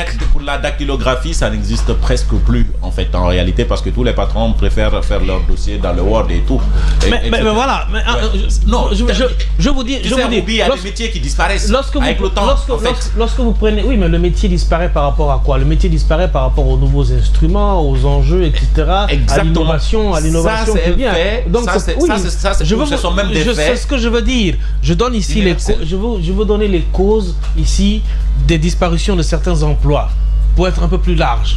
Non. Ce n'est pas que les Mais raisons... Ruby, moi, je ne souhaite pas que tu ailles jusque là-bas. Mais pourquoi? Parce qu'on est dans ton secteur. Et on a perdu combien d'employés? La dactylographie... Mais pourquoi vous voulez me circonscrire? Non, la dactylographie a disparu. Ne tu distrais pas. En fait, faut pas aller dans la distraction. La dactylographie a disparu, mais le secrétariat n'a pas disparu. La dactylographie a disparu, mais le secrétariat n'a pas disparu. L'emploi reste, peut-être que l'instrument ou l'outil a évolué, mais l'emploi reste. Moi, je comprends ce qu'il est en train de dire. C'est qu'aujourd'hui, par les faits, il y a des emplois qui sont en train de disparaître. La Guinée, n'y est pas encore, malheureusement. Non, même la Guinée, à ce niveau-là. Non. La machinisation. Attends. Même le télétravail n'a pas annulé le travail. Si. Même le télétravail n'a pas annulé. Attendez. C'est les mêmes employés à distance. Non, C'est les mêmes employés à distance. Je sais, mais croyez-moi, il y a des entreprises. Mais il y a toujours une permanence. Croyez-moi, après Covid, même en Guinée, après Covid, il y a des entreprises qui ont compris qu'ils peuvent payer moins cher. Permettez-moi, Mohamed Ali, je veux juste payer. Vous êtes sur quelle année? Nous sommes bien en 2023. Je parle de 2023. Sortez le Covid. Permettez-moi. Mohamed Ali, permets-moi de placer ça. Je parle de 2023 et je parle de la Guinée et je parle d'un secteur particulier que je vais donner un exemple. Lequel? Le secteur minier. Mais le secteur minier n'est pas le plus important dans ce débat. Si, il y a la perte d'emploi qui est due à la machinisation dans le secteur minier. Moi, par exemple, il y a de cela près de 2 ans, j'avais de l'emploi dans le secteur minier parce que j'étais dans le transport. Tu m'écoutes maintenant? Oui, je t'écoute. J'étais dans le transport de la bauxite, pour te donner un exemple. Oui. Mais il est arrivé où, cette année ou l'année dernière, il y a eu de nouvelles installations technologiques là-bas qui ont fait perdre l'emploi à ceux qui faisaient le transport. C'est-à-dire? C'est le drainage par... Le pipeline, Le pipeline. Oui, je suis bien d'accord. Le pipeline. Je suis bien d'accord avec ça. Les barges. Je suis bien d'accord avec ça. Les barges, par exemple. Mais toi, tu as perdu là-bas pour autre chose. Comment ça pour autre chose? C'est parce qu'il y a un mania qui était à l'exécutif guinéen. Toi, tu n'étais pas employé. Tu étais sous-traitant, non? Mais oui. C'est deux choses différentes. C'est de cela qu'on parle. Mais attendez, même je crée de l'emploi. C'est ça la perte de l'emploi. Si vous voulez, l'origine de la perte de l'emploi. Mais je crée de l'emploi, oui ou non? Je dis encore, l'incidence de la machinisation. Ce pipeline a enlevé l'incidence. Les camions dans le transport. Ça fait perdre Roby, est-ce qu'on est d'accord sur une chose? Etc. Est-ce qu'on est d'accord sur une chose? Il y a plusieurs secteurs. L'incidence de la machinisation est négligeable en Guinée. Est-ce qu'on peut être d'accord là-dessus? Mais négligeable. On parle quand même de 69% de perte d'emploi dans le secteur privé. Négligeable. Ça, c'est plus grave que ce que tu dis. Négligeable non mais attends, négligeable et existant. Bon, d'accord. Négligeable et existant. Vous voulez faire disparaître ce qui existe comme réalité? C'est à nous que tu poses la question ou à l'État qui fait perdre du travail aux gens? Je ne parle pas de la perte du travail, je parle de l'incidence dont vous parlez. Oui. Peu soit-il ça de l'incidence. Oui. Voilà. Mais il y a un plus grand ensemble aujourd'hui. On te parle de 67% de perte d'emploi dans le secteur privé. Faute à l'État. Et je pense qu'il faut le dire ce matin. 67% de perte d'emploi dans le secteur privé, faute à l'État. Oui. Parle ce qu'on est en train de dénoncer. Mais secteur par secteur. La faute à qui? Mais l'État. Mais il faut le dire. Et parce que quand tu nous amènes dans des ensembles qui dépassent la Guinée, après on est un peu perdu parce qu'il y a des chiffres qui touchent à la Guinée. À mon avis, il faut y être. Et d'ailleurs, on va avoir tout à l'heure Sekou Djamal Bendessa et Abakar Souma sur les questions syndicales, des menaces justement de départ à la grève. Ça va avoir lieu dans un instant. On repart donc avec vous, Jacques Léoy, la fixation sur les syndicats. Alors, les organisations syndicales... On fait de la fixation sur... j'ai quand même envie de répondre à ça. On fait de la fixation sur qui? Roby? sur le CNRD, sur l'État. Ça, c'est toi qui le dis. Ça fait 6 mois qu'ils font de la fixation sur nous. Et qui en parle? Les organisations syndicales, donc, on peut noter quelques revendications qui ont été enregistrées de 2023 à maintenant. D'abord, dans le secteur de l'éducation, pour commencer là, il y a eu beaucoup de, disons, une principale plateforme, donc le collectif des enseignants contractuels qui s'est battu pour avoir de l'emploi, et finalement on est arrivé à cet accord signé entre le ministère de l'administration du territoire et de la décentralisation, et puis le ministère de l'éducation d'un côté, donc qui représentait le gouvernement, et puis de l'autre côté le collectif lui-même. Je crois l'accord c'était que l'administration du territoire s'engage à recruter des enseignants au niveau local, avec des avantages qu'on avait quand même vendus, puisque si on avait bien compris à cette époque-là, des enseignants au niveau local recrutés donc par l'administration du territoire et donc au service des municipalités devraient être mieux traités que des enseignants au même niveau, même formation, même charge qui sont engagés par la fonction publique. Alors, ce processus-là n'est jamais allé au bout parce qu'on s'est limité, je crois, au stade de l'évaluation des compétences parce qu'il y a eu plusieurs recrutement, non, c'est pas recrutement, mais recensement.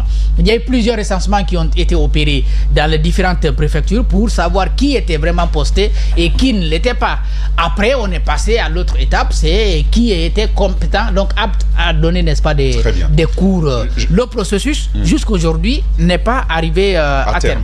Très bien, on évoquera justement ce processus-là avec Abakar Souma du SLEG, mais pour l'instant, on va parler des médias. Sekou Jamal Pandessa, il est secrétaire général du syndicat des professionnels de la presse guinéenne. Il est au bout du fil avec nous. Bonjour Pandessa. Camarade, salut et bonne fête à vous. Merci. Chez nous, ici, on se posait bien la question si dans le contexte actuel, il fallait dire bonne fête. Est-ce qu'il fallait vraiment fêter ce 1er mai? Bon, on le dit dans l'espoir de trouver la situation se débloquer d'un moment à l'autre. C'est un souhait exprimé. Voilà, sinon, en réalité, on n'est pas en fait avec ce désastre humain enregistré dans le secteur de la presse. Justement, en parlant de désastre humain, on a un peu partagé ici, pour Obi, on fait de la fixette. Mais pour vous qui êtes à la défense, préposé à la défense des intérêts des journalistes, quelle est la situation du travail des professionnels de la presse en Guinée? Ne soit pas. Allô?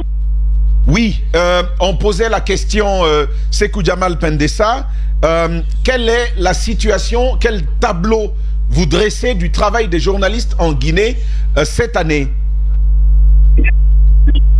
Évidemment, comme vous pouvez le constater, nous sommes aujourd'hui à plus de 500 emplois perdus dans le monde des médias guinéens, à Conakry, à l'intérieur du pays. Et ce qui est encore triste, c'est que cette situation est provoquée par l'État même qui est censé garantir des emplois aux Guinéens. Parce que nos différentes constitutions disent que les Guinéens ont droit au travail et l'État a l'obligation de garantir ce droit. Et puis même la charte de la transition reconnaît clairement que nous avons droit au travail. À défaut de nous créer de l'emploi, il ne fallait pas détruire le peu qui existe. Malheureusement, c'est ce qui arrive à la presse parce que des radios sont brouillées comme la vôtre. Des télé sont retirés des bouquets de distribution d'images comme Espace TV, Dioma, Évasion. Donc cela a provoqué toute cette situation. Nous avons des histoires tellement tristes parce que nous avons commencé une tournée à l'intérieur du pays. Vous voyez que là-bas d'ailleurs c'est un peu plus grave qu'à Conakry parce que les activités sont un peu plus denses à Conakry qu'à l'intérieur du pays. Une fois que vous coupez la seule source de revenus là-bas, ça devient compliqué. Donc c'est dans ce contexte que la journée du 1er mai intervient aujourd'hui, journée qui fait la promotion de l'emploi et des meilleures conditions de vie et de travail. Ce n'est pas le cas chez nous, malheureusement. Et c'est pourquoi nous allons défiler tout à l'heure, pour la première fois dans l'histoire aussi, que les journalistes vont défiler sous la conduite du SPPG ici au stade de Koléa. nous avons des messages à véhiculer, certainement, puisque j'ai vu vos équipes de reportage ici.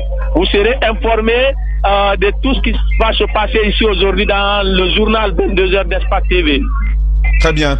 Alors, Sékou Djamal Pendessa, on aime bien les histoires, même si parfois elles sont tristes.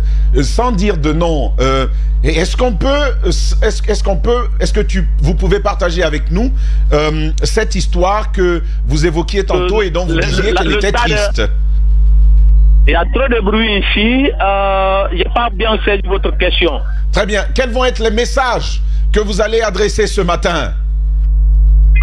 Le message tourne essentiellement autour du rétablissement des emplois perdus, le respect de la liberté de la presse et le respect de l'indépendance des journalistes et des médias. Voilà grosso modo ce qu'on va véhiculer comme message et c'est exprimé à travers une banderole, à travers des pancartes. Voilà. Très bien, très bien. Une autre question, le message, c'est un peu sur cette question. On voulait élever la voix. Oui, Sékou Djamal Pendessa, vous pensez aujourd'hui être dans une première que les journalistes défilent aux côtés d'autres employés d'autres secteurs. Mais en quoi aujourd'hui, vu la situation pour vous, pour le monde des médias, est-ce qu'il était nécessaire vraiment de défiler? Oui, cette question, on me la pose à plusieurs endroits dans les médias et dans les quartiers. C'est parce que les Guinéens ont justement une mauvaise lecture de la journée internationale du travail. En réalité, ce n'est pas une fête, c'est une journée, pour ceux qui connaissent l'histoire de cette journée, qui fait allusion à des cas très tristes parce que il y a eu des dépenseurs d'employés qui ont été arrêtés, certains tués même, parce qu'ils étaient en train de défendre 8 heures de travail. Donc ici, c'est pour commémorer la mémoire de tous ces gens-là. Beaucoup pensent que c'est une fête. En réalité, c'est une commémoration qui demande, parce que c'est l'occasion est mise à profit. Les autorités seront là pour demander des meilleures conditions de vie et de travail, pour demander le respect des droits syndicaux, la liberté syndicale, etc., etc. En réalité, ce n'est pas une fête. C'est pourquoi beaucoup de nos confrères même étaient réticents et disent, mais nous, c'est pas l'heure de la fête. Ce n'est pas une fête une fois encore, c'est une journée de revendication de façon régionale.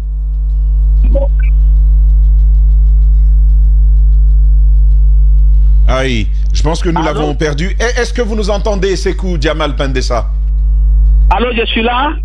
Très bien. Et peut-être cette dernière question. Après les nombreuses tentatives, les démarches que vous avez menées auprès des autorités, quelles sont les perspectives de rétablissement qui se dessinent, qui se profilent? Le dernier développement est que le syndicat et les autres organisations de presse, les organisations patronales, nous nous sommes réunis pour analyser la situation. En conclusion, on avait dit d'essayer cette autre action qui consiste à rencontrer le président de la transition lui-même, parce que toutes les autres autorités concernées par le secteur des médias ont été rencontrées. Certaines ont reçu des courriers, mais apparemment la situation dépasse tout le monde, y compris le Premier ministre.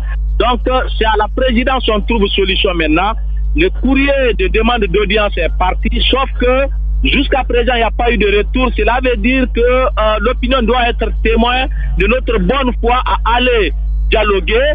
Mais généralement, c'est lorsqu'on ne trouve pas d'écho favorable à nos revendications de dialogue qu'on passe à d'autres actions de terrain, comme ce qui s'est passé le 18 janvier dernier à travers une manifestation qu'on avait projetée mais étouffée, et à la suite de laquelle j'ai été arrêté arbitrairement. Donc nous avons encore commencé des démarches, l'opinion est témoin, nous avons saisi la présidence, pas de retour, et on sait désormais entre les différentes parties concernées qui est de bonne foi, qui veut aller vers une solution à l'amiable. Voilà. Mais vous allez rencontrer le président, qu'allez-vous lui dire? Est-ce que vous allez le supplier de vous faire grâce et de faire montre de mansuétude envers vous pour ouvrir vos médias? C'est cela le message que vous allez lui porter? Non, au niveau du syndicat, notre message est clair. On se dit peut-être, il n'a pas tous les paramètres de la problématique. D'abord, les raisons qui ont conduit à la fermeture de ces médias, on doit les expliquer pour dire que c'est pas fondé. Ensuite, on va lui donner ces chiffres tristes. Plus de 500 emplois perdus et nous avons des situations particulières concernant certains employés. On va raconter ces petites histoires. Peut-être ça va toucher les cœurs humains. On va lui dire clairement, voici la situation dans laquelle... Parce que, je vous dis une chose, il y a des femmes enceintes qui ont été envoyées en congé technique et avec tous ces soucis, le qui est déconseillé pour les femmes enceintes, c'est très très compliqué. Tout peut arriver, on ne le souhaite pas. Donc il y a toutes ces histoires, on ne va pas les dévoiler sur les antennes. Une fois devant le président, on va lui dire tout et on va lui dire que ceux-là qui lui demandent de continuer à fermer les médias sont en train de le tromper. Et il doit comprendre aussi que la presse n'est pas la seule perdante dans cette affaire, que le président lui-même est en train de perdre en termes de popularité, en termes d'image, parce que nous avons fait des calculs. Selon nos estimations, il y a plus de 12 millions de Guinéens aujourd'hui qui sont fâchés contre le colonel Doumbouya parce que les gens, comme les travailleurs mis au chômage technique et leurs familles, pensent qu'il est à la base de leur malheur. Les Guinéens aussi qui sont privés de très bonnes informations, des informations indépendantes, pensent qu'il est à la base de cette situation, de la violation de leur droit à l'information. Et puis, pour vous là, je prends un exemple sur les GG. Chaque chroniqueur là-bas, on va minimiser les chiffres, doit avoir à moins de 600 admirateurs. Il y en a qui se retrouvent banalement avec 2 millions et quelques, hein, mais ça, on a minimisé. Quand vous multipliez 600 fois le nombre de journalistes obligés à rester à la maison, vous voyez, c'est beaucoup. Il faut qu'il comprenne aussi qu'il est en train de perdre son régime, en train de prendre un coup très dur en termes d'image à l'international et au niveau national. Très bien. Sekou Jamal Pandessa, secrétaire général du SPPG, le syndicat des professionnels de la presse de Guinée. Merci camarades et très bonne fête, très beau défilé à vous en cette journée. Nous allons marquer donc cette petite virgule et on poursuit ce débat. Certainement au bout nous allons avoir le camarade Aboubacar Souma au sujet des problématiques dans le secteur de l'enseignement secondaire. À Espace, chez les GG, nous travaillons à la vérité des faits par l'enquête et par une information équilibrée. Des faits qui peuvent déranger, des faits qui peuvent bousculer. Bienvenue sur Espace, les GG de 9h à midi sur Radio Espace et Espace TV. Radio Espace Guinée, la radio-école. L'école de la lecture patiente. L'école où on joue. L'école où on prend le temps pour écouter la musique des Alexandrins. Le temps de l'équation qui donne du fil à retordre. Le temps des premières brasses, le temps des répétitions hésitantes pour le concert de fin d'année. Le temps des cartes de géographie et des frises chronologiques. Le temps de l'école, le temps de la force de l'intelligence. Du pouvoir de la nuance face aux slogans et aux propos à l'emporte-pièce. Radio Espace. La radio-école. Partout en Guinée. Les grandes gueules. Tout sur les dessous de l'actu. Ici, l'actu rime avec liberté de ton sur Radio Espace. Très bien, nous revenons en studio, mon cher Obi. Nous avons écouté Sekou Jamal Pandessa, secrétaire général du syndicat des professionnels de la presse de Guinée. Un tableau plutôt sombre, fallait s'y attendre, mais aussi une démarche. Comment tu apprécies cette démarche de rencontre avec le président? Bon, le problème c'est que la démarche va être décriée, c'est vrai, mais bon, il y a quand même des pour et des contre, ça c'est tout à fait normal. Mais ce que moi je voudrais dire, c'est que le président doit être au courant de tout, ce qu'il est en train de dire. Est-ce que la démarche est une démarche pour aller lui porter physiquement le message afin... Parce que être au courant et avoir des échanges avec les personnes concernées, ça peut vous changer l'opinion. Il a tout à fait raison de dire que la démarche peut peut-être toucher le cœur du président lorsqu'ils vont le rencontrer physiquement pour le lui poser en termes de remarques, pas en termes de doléances, il le dit. C'est ce qui m'a fait sourire. Parce qu'on va solliciter la clémence du grand roi. De solliciter la clémence. Bon, enfin, ce que je veux dire.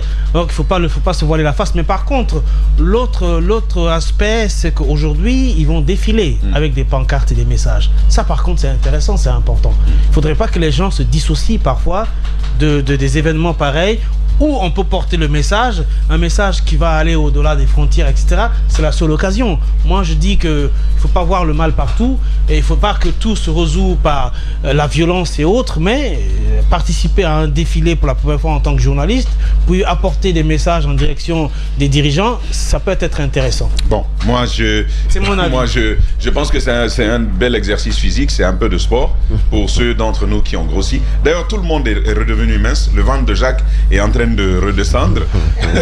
Donc, mais Jacques devrait marcher donc à terminer sa session fitness, Daouda. Oui, si le ventre, il faut quand même rendre grâce à nos épouses qui tiennent le cou et que le ventre ne s'aplate pas complètement, trop brusquement. Et je crois, bon, comme tu l'as dit, et vous savez, le 1er mai aussi en Guinée, c'est un rappel de certains épisodes, de certaines péripéties et de célébration de cette journée. On se rappelle, il y a quelques années en arrière, un 1er mai, où le bras était très dur entre le pouvoir et le mouvement syndical, où on a tenté à l'époque, coûte que coûte, et qui c'est là que se poursuit encore entre Kadiatou Ba du SLEG, l'autre branche, et de l'autre côté Aboubakar Souma, où Aboubakar Souma par exemple a été chassé comme un moins que rien au palais, à l'esplanade du Palais du Peuple. Et aujourd'hui que Aboubakar Souma soit dans les rangs pour défiler et faire passer le message des travailleurs, cela coïncide quand même à un moment où il faut dire qu'il y a des problèmes. Des problèmes sont posés sur la table aujourd'hui. Il y a eu une première tentative de résolution. Pourquoi je dis tentative de résolution? Il y a eu un protocole qui a été signé. Maintenant, le contenu du protocole, sa mise en exécution, qui patine encore, on est sur les différentes étapes, recensement par-ci, biométrie par-là, entre autres. Mais il y a aussi de l'autre côté une autre revendication, peut-être dans le même sens, mais pas avec le même porteur. Aboubakar Souma, qui a les mêmes revendications à peu près que le protocole qui a été signé, mais cette fois, lui, sa position va au-delà de simple emploi au niveau des communes, mais lui, sa demande aujourd'hui, son exigence, c'est que les contractuels soient employés à la fonction publique, qu'ils soient pris en charge par la fonction publique, alors que le protocole qui a été signé entre syndicats et mouvement syndical et le gouvernement, ce n'est pas la même chose. Est-ce qu'aujourd'hui ils vont accorder les violons pour dire que nous allons parler de même voix pour nous faire entendre? Parce que le plus souvent, les journées du 1er mai, c'est des journées qui sont consacrées à la présentation des problèmes et à la réflexion sur les possibilités de résolution de ces problèmes. Mais lorsque vous venez avec un problème sous deux volets et avec deux porteurs du même problème, vous ne vous montrez pas très sérieux aux yeux de vos interlocuteurs. Et c'est ce qui se passe avec le SLEG par exemple, qui à un moment donné c'est Aboubakar Souma qui porte les revendications, et à un autre moment c'est Kadiatou Ba qui porte les revendications, qui est l'interlocuteur privilégié, en tout cas plus accessible et plus malléable aux yeux des tenants du pouvoir. Aujourd'hui, on a trouvé que Kadiatou Ba répondait mieux aux demandes des autorités. Voilà pourquoi avec elle, le protocole a été signé. Et de l'autre côté, juste après, il y a juste une semaine, je crois, même pas une semaine, et Aboubakar Souma a fait une sortie également pour exhiber ses points de revendication. D'accord. Au point de comprendre aujourd'hui quelle revendication va être répondue ou satisfaite des deux revendications. Je crois qu'il faut qu'à un moment donné qu'on sorte du bicéphalisme pour parler d'une même voix. Parce que l'ego, ce conflit de leadership, et c'est moi qui suis plus légitime auprès des travailleurs, auprès des syndiqués, des enseignants, entre autres, ou c'est moi qui suis plus. Pendant ce temps, qu'est-ce qui est obtenu comme réel satisfaction des revendications des enseignants. Très bien. Ça, c'est un problème aujourd'hui qui se pose. Tu fais bien de poser ce débat parce que c'est le thème retenu de cette année et qui s'aligne justement sur cette actualité-là. Le thème de cette année, c'est amélioration des relations de travail en période de transition. Et les relations de travail, c'est aussi des relations entre l'exécutif qui est un employeur au niveau public et puis les associations syndicales, Jacques. Alors, un petit bilan quand même de l'action du mouvement syndical. J'avais commencé par parler de la situation de ces enseignants contractuels qui n'est pas réglée jusqu'aujourd'hui. Et d'ailleurs, il y en a qui se sentent désormais trahis par les organisations syndicales qui ont piloté tout ce dialogue-là, ou disons qui les ont représentés à ce dialogue. Aujourd'hui, si vous revenez en arrière pour prendre la dernière plateforme revendicative, vous trouverez qu'à l'intérieur, il y avait par exemple la question de ces enseignants contractuels, il y avait la question des médias, il y avait la question liée à la baisse des prix des produits de première nécessité et la question de l'indice salarial sur laquelle certains syndicalistes étaient très occupés. Et le dialogue n'a pas eu lieu. Parce que la première rencontre, les organisations syndicales ont dit il faut libérer Pendessa. Après, on revient autour de la table pour discuter. Pendessa a été libéré, sauf si je me suis trompé ou l'information m'a échappé, mais il n'y a plus eu de rencontre. En tout cas, à ma connaissance, non. Et, conséquence, toutes ces questions-là qui étaient sur la table n'ont pas été résolues. Et je crois finalement, c'est la façon dont ils se sont engagés dans cette grève-là qui, évidemment, a apporté, n'est-ce pas, le résultat qu'on a vu. On avait d'un côté les organisations syndicales du secteur de l'éducation, vous aviez les autres organisations, par exemple du secteur minier et du secteur bancaire, qui avaient décidé d'accompagner, de se mettre ensemble pour mener, n'est-ce pas, ce combat. Également la FESATEL qui gère les questions de téléphonie, les travailleurs du secteur de la téléphonie. Sauf que lorsque Pendessa a été condamné, mais libéré quand même, c'est d'abord la FESABAG en premier qui fait une déclaration dans laquelle elle déclare que là où elle suspend le mouvement syndical. Pardon, le mot d'ordre de grève. Oui. En tout cas dans le secteur bancaire. Oui. C'est quelques heures après que les autres centrales, les autres syndicats, vont se retrouver pour finalement annoncer la suspension. Il avait un peu lâché tout le monde. Il a lâché tout le monde. Il a couru avant tout le monde, ouais. Il a lâché tout le monde. C'est vrai que, et ça c'était un secret de Polichinelle, sa venue dans ce mot d'ordre, son accord de participer à la grève a aidé le mouvement syndical à réussir le premier jour. Parce que le premier jour, c'est la Guinée qui était paralysée. Sans manifestation. C'était une des rares fois qu'on voyait Conakry et même l'intérieur du pays sans mouvement de protestation dans la rue et que la ville soit paralysée.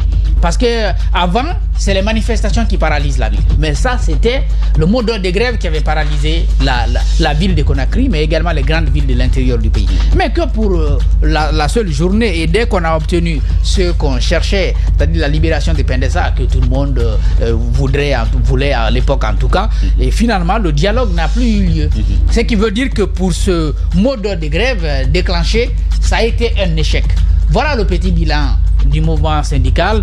C'est vrai qu'il y a des manœuvres qui visent bien entendu à les fragiliser, comme on a fragilisé les opposants politiques et les organisations de la société civile.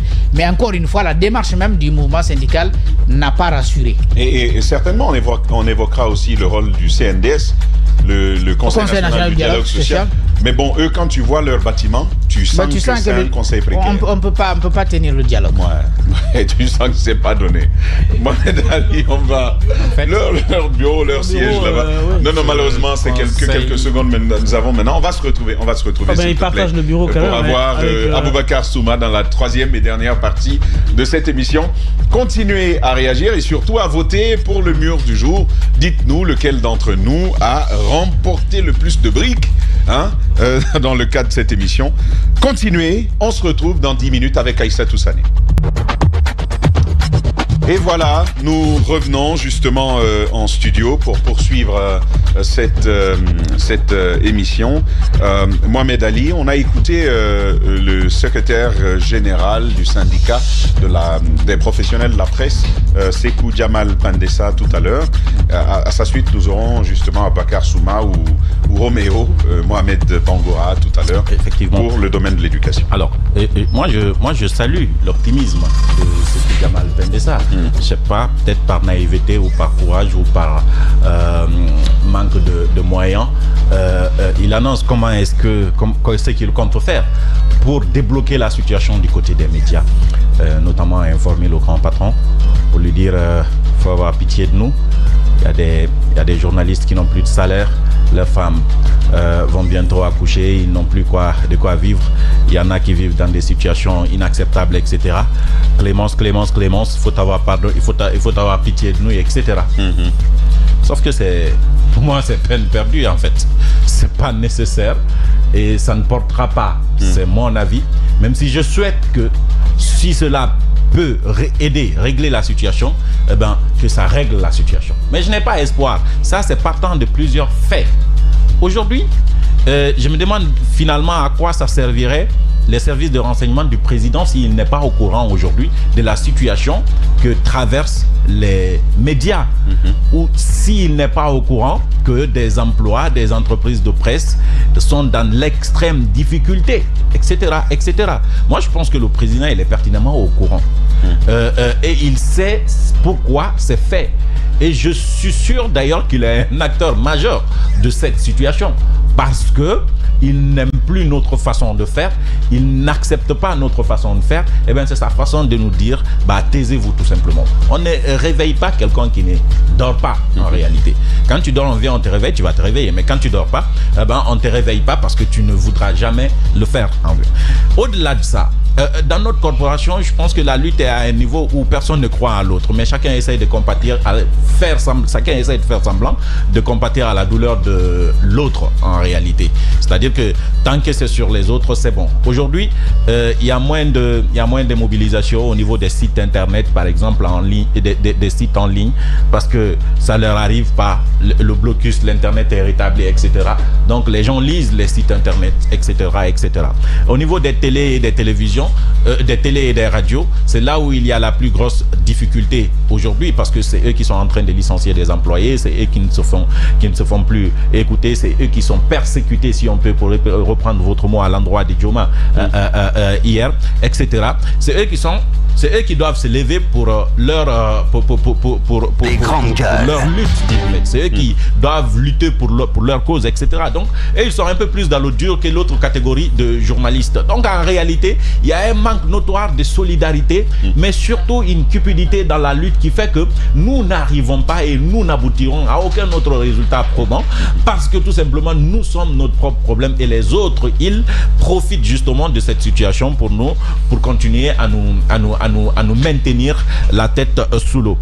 C'est la même chose qui se passe au niveau des... C'est quand même une démarche bizarre, parce que ça va consister à dire à son bourreau pourquoi tu m'as frappé et s'il te plaît, ne me frappe plus. Non, je pense que la démarche en soi, elle n'est pas mauvaise. Ils vont aller, ils vont rencontrer le président. Jacques, tu sais que la démarche... Ils vont échanger avec lui. Jacques, c'est une démarche qu'il ne faut pas appuyer dans une république. Attendez. Il y a des lois ou des acteurs. Il y en a qui n'ont pas. Il y en a parmi eux qui c'est vrai. Il y en a parmi eux. La situation n'est pas normale. C'est la situation qui n'est pas normale. On est dans une république. Sinon, dans un État. Non, mais je comprends tout ça. Il y en a parmi eux qui rêveraient de rencontrer le président. Toi, tu as été à la HAC. Ça peut servir. Tu as été à la HAC. En principe, la HAC est pour le secteur des médias et de la communication, c'est que la Cour suprême pour le secteur de la justice. Quand tu vois même le rang protocolaire, Yacine vient avant les ministres. Avant les ministres. Avant les ministres. Donc c'est une institution. Cette institution n'a pas été capable de régler ça. Mais donc ce n'est plus normal. Et le remède serait, le remède serait d'aller. Nous sommes dans la normalité. Non, nous sommes dans la normalité. Nous sommes dans la normalité. Toi-même, on t'a dit que tu n'as rien fait. Tu as posé la question, on a fait quoi? On t'a dit non, tu n'as rien fait. Ils nous ont même... tu es même professionnel. Ils ont dit qu'on était professionnel. Mais on nous a dit sécurité nationale. Et nous, quand on nous dit sécurité nationale, on ne cherche pas à comprendre. Donc eux, là-bas, ils ne cherchent pas à comprendre. Ils ont dit qu'ils ne cherchent pas à comprendre sécurité nationale, sécurité nationale. C'est-à-dire, même si on fait 10 ans dans ça, eux, si celui qui leur a dit sécurité nationale là, ne vient pas leur dire c'est bon, ils peuvent rien faire. C'est ça la vérité. Bon. Donc il faut aller vers celui qui a parlé de sécurité nationale. Roméo est à l'antenne. Ok. Donc, Mohamed Bangoura, bonjour. Bonjour à vous, bonjour à votre studio et bonjour à tous vos millions d'auditeurs et de passages. Et profitez de votre antenne pour vous souhaiter une très bonne fête des travailleurs, particulièrement à Espace FM, au groupe Adafo Média, à l'ensemble des travailleuses et travailleurs de la République de Guinée et de ceux du monde entier. Très bien, très bien. Donc nous sommes donc heureux et à vous aussi on dit bonne fête dans les conditions qui sont les vôtres. Cette fête du 1er mai est célébrée aujourd'hui alors que pend la menace d'une reprise de grève de la part de Aboubacar Souma. Qu'en est-il? Pourquoi devrait-on aller de nouveau à une levée de bouclier vis-à-vis de l'État? Malheureusement, avec le vacarme qui est ici au stade de Coléa, mais l'ordre du jour porte essentiellement sur la menace des grèves tournées par le syndicat des enseignants et chercheurs de Guinée à travers son secrétaire général. Vous n'êtes pas sans savoir que nous avons déposé une plateforme revendicative dans laquelle sont inscrits un certain nombre de points, à savoir la révision du statut particulier pour l'enseignement préuniversitaire et l'enseignement professionnel et technique, l'uniformisation des prix d'éducation pour tous les enseignants et les encadrants, l'engagement de tous les enseignants contractuels communaux à la fonction publique y compris ceux de son acte. Mais voici que depuis plusieurs semaines, cette plateforme revendicative a été déposée et le gouvernement, à travers le ministère de l'enseignement préuniversitaire, est resté vigilant de l'enseignement préuniversitaire pour la simple et unique raison que c'est le ministère de l'enseignement préuniversitaire qui l'emploie.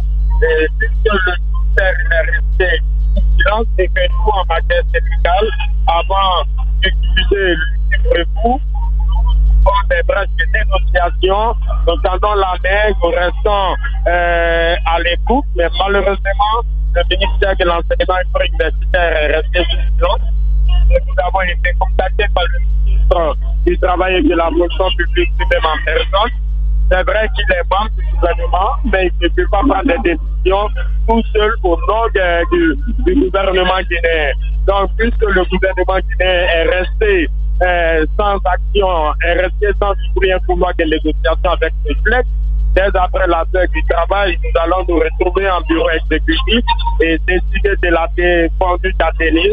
Nous allons, dans un premier temps, déposer un préavis de grève et nous allons donner 10 jours comme temps au gouvernement pour l'ouverture d'un pouvoir de négociation. Toutefois, le préavis de grève sera accompagné de l'avis de grève. Après 70 heures de l'expiration du préavis de grève. Alors, Roméo, on posait cette question tout à l'heure. Aujourd'hui, le SLEG, vous demeurez encore dans votre bicéphalisme. D'un côté, on a Kadiatouba qui était autour de la table à la signature du protocole d'accord. Et de l'autre, vous qui n'y étiez pas, vous étiez dehors. On voit votre plateforme aujourd'hui qui apparaît. Comment pensez-vous pouvoir obtenir gain de cause lorsque vous décidez de ne jamais être d'accord et de partir en rang dispersé? Non. Vous savez tous que depuis 2018, lorsque le régime de fin a créé un deuxième SLEG et une autre fédération syndicale pour mettre les bâtons dans les roues, du syndicalisme des enseignants et chercheurs de Guinée, le grand SLEG, qui dirige le camarade secrétaire général Aboubacar Souma, nous avons toujours déclenché nos grèves seuls et nous avons pu atteindre l'objectif. Vous n'êtes pas sans savoir que les autres fédérations syndicales en 2018 n'ont pas accompagné le SLEG, la plateforme revendicative du paiement des 40% avec effet rétroactif. Le SLEG a fait route seul et le SLEG a obtenu le paiement de ces 40% avec effet rétroactif. Donc, l'association d'un groupe de personnes n'effraie en rien et ne pourra déstabiliser en rien le grand SLEG qui dirige. Mais est-ce que vous ne trouvez pas que les hommes ont changé à la tête du pays, les réalités également? Si hier vous estimiez être les plus forts, aujourd'hui, est-ce que vous l'êtes en réalité toujours? Bien, vous savez, nous avons fait nos preuves, nous avons fait des démonstrations de force, nous ne sommes pas allés à un congrès sans renouveler nos bureaux à la base, parce que syndicalement, lorsque vous pensez que vous êtes les plus représentatifs, avant la tenue d'un congrès, procéder de nos bureaux à la base avant d'aller au congrès. Nous, puisque nous savons que nous sommes représentés sur le terrain, nous avons renouvelé d'abord nos bureaux à la base dans toutes les préfectures et les régions administratives. Nous avons mis en place des coordinations régionales et nous sommes allés au congrès. Vous savez, c'est le terrain qui commence au pied du but que l'on connaît le vrai maçon. Donc, si le gouvernement veut tenter de savoir si le SLEG qui dirige le camarade secrétaire général Aboubakar Souma est encore représentatif et le plus fort parce qu'ils ont décidé de soutenir un groupe d'amis. Restons sereins, l'avenir nous le dira. Nous allons déposer le préavis de grève pour les donner 10 jours et après nous allons encore les donner 72 heures et à l'issue de ça, nous déposerons l'avis de grève et comme ça le peuple guinéen dans son ancienne majorité et le groupe Adabo Média saura que le grand SLEG qui dirige le camarade secrétaire général Aboubakar Souma. Roméo, vous demeurez un peu dans le triomphalisme dans votre lutte. Vous voulez coûte que coûte prouver que vous êtes plus fort, plus légitime que Kadia Touba, alors que les revendications sont ce qu'elles sont, leurs satisfactions aussi sont tout autres. Est-ce qu'aujourd'hui, demeurer dans ces guéguerres-là, dans vos revendications, vous pouvez dire que les enseignants vont continuer à vous suivre? Bien, la question a proprement parlé avec ce qu'il y a autour de moi. Je ne l'ai pas cerné, mais j'ai entendu seulement le nom de Kadia Touba et j'ai cru entendre savoir si les enseignants allaient nous suivre. C'est parce que nous ne voulons pas aller dans un combat de passion que jusqu'à présent nous n'avons pas déposé le préavis de grève. Si ça tenait aux enseignants eux-mêmes, dès demain la grève devrait être déclenchée sur toutes les étendues du territoire national. C'est pour vous dire que le tigre ne proclame pas sa servitude, ils vont dire sa proie. Ne soyons pas pressés, patienter d'attendre que le syndicat Ligue des enseignants chercheurs de Guinée dépose ici son avis de grève. Soyons patients et l'histoire nous dit quel est le syndicat le plus représentatif en République de Guinée dans le monde éducatif. Très bien. En tout cas, très bonne fête encore et bonne chance pour la suite de vos engagements, notre cher Roméo. C'est moi qui vous remercie.